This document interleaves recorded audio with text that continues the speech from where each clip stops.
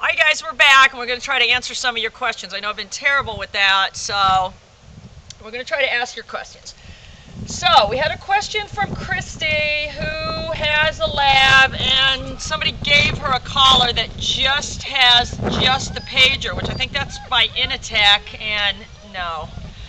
No, the reason that isn't going to work is because you're going to have something to back it up with. And you know, we talk about this where the NIC, you're actually causing chemical changes and stuff to happen. The pager isn't really doing that. So what would happen would be, you know, kind of like if you just never answered your phone and there weren't any consequences, that your boss kept calling from work and then nothing ever happened. So you have to think of it that way. We have to have some way to reinforce things. So you can get away, and I know we do a lot of videos with the puppies where we're just using the pager. So for a puppy, it's okay, but usually by the time they get to be about 4 months old, then they start what we call diving off into the bushes. And you've got to be able to have the NIC then to back it up. So anyway, Christy, so you can use that pager for now, but then you better upgrade to the Dogtra. Dogtra's coming out with something new, you guys, called a 300 that we are going to start using, because I don't know if I told you guys this, but the 200 got discontinued, so if you want one of those, hurry.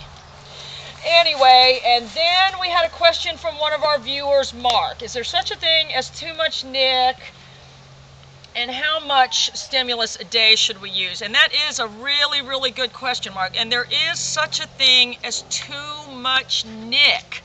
And remember, we talked about that because it is causing chemical things to happen in the dog. You know, which, I mean, chemical things are happening in your body for various reasons, but too much NIC causes something that we call blowback. Sort of like the CIA did in Iran back in the 70s. But what that means is there's going to be unintended negative consequences. At the time, it may seem like it's going good, but all those chemicals are adding up, and then it gets to be too much. So that's why we like to use the pager too. You can use the pager in place of the NIC. So that's what I want you to think of. Too much NIC, too concentrated, too amount of time is going to cause what we call blowback, and that is going to, in the long run, cause problems with the dog. The other thing you want to know is how much a day, and that's very good too, because I want you guys to think of the NIC as having a certain tempo to it, that it's not all concentrated in one area, that it's spaced out during the day. Not, you know, 15 minutes a day there's all this NIC and then nothing's happening. There needs to be a consistency to it. So it's not just happening here, there. It's consistently happening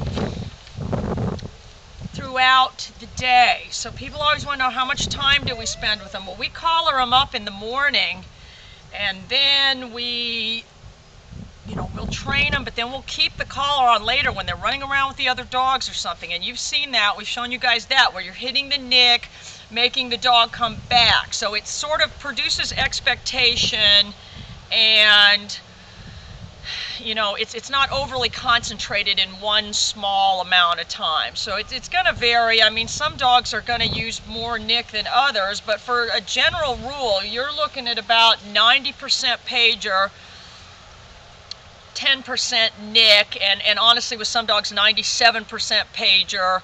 I mean, I would say it would be an extreme case if you were using even 15% NIC on the dog and 85% pager. That would be more of an extreme case, because remember, we're linking the NIC and the pager together, and they've got a synergy that's really going to make it more powerful than either one on its own. Okay, and then we had a question from Natasha, one of our viewers. Hey girl. And she wanted to know if it's okay if the collar moves around on the neck, and we really want that to happen.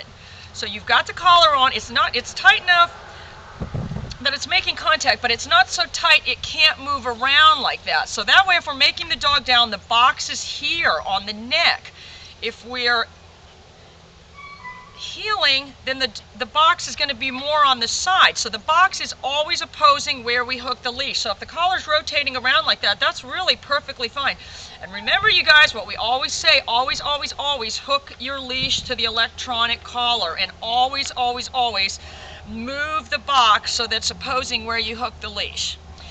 All right, you guys, keep those questions coming, and we're still having the Dogtra video contest. I haven't forgotten about that, you guys, so I want you guys to enter your videos, and that's going to end at the end of the year. So anyway, you guys, thanks to all my subscribers. We'll see you guys tomorrow. Bye.